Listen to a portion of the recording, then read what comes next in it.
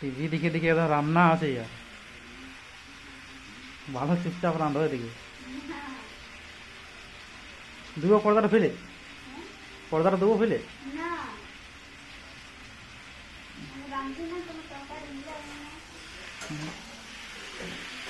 আর যদি টেস্ট না লাগিয়েছে না,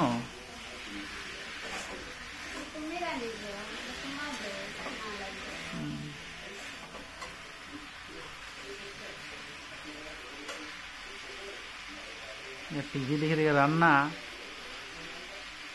বার করবো আমি তোমার।